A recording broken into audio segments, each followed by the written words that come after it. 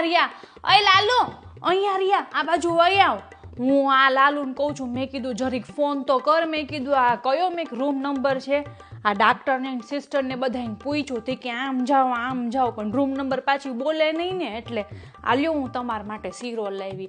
ના જરાય ઘી નથી. મને તો ખબર જ હોય જ ને કે ડોક્ટર ઘી ખાવા ના પાડે. તમારા માટે હું તેલનો શીરો લેતા આવી. અમે લાઈ લેતી જાઓ બિચારાને. મેં કીધું ખવાય ને એમ.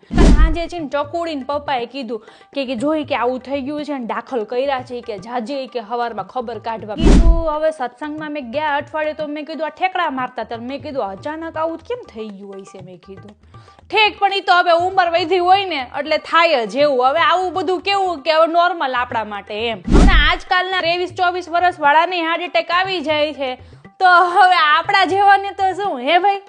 દર્દી એક ને તમે પાછા હકડાઈશ કરો છો રૂમમાં. હે આ સમૂહમાં પછી બધાય નો આવવાનું હોય ખબર કાઢવા. કાંઈ નથી થયું. લાલુ આ બાજુ રે સિસ્ટરને ચેકઅપ કરવા દે. આ બાજુ વહી આવ. તમારા હું જ્યુસ બૂસ પીવું છે મોસંબીનું. અહીં નીચે લારી છે. હે પીવું છે?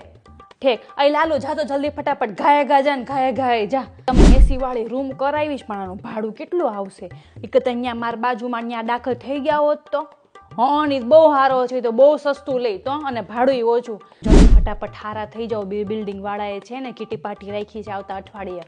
તો આ લાલુ ને ચકુડે ને બધા ના જ પાડું છું. મેં કીધું છે ને હવે આ બહારનું ખાવાનું બંધ કરો. મેં કીધું આ તળેલું ચીઝું હું તો છે ને બહારનું ખાતી જ નથી. મને તો બહુ બીક લાગે.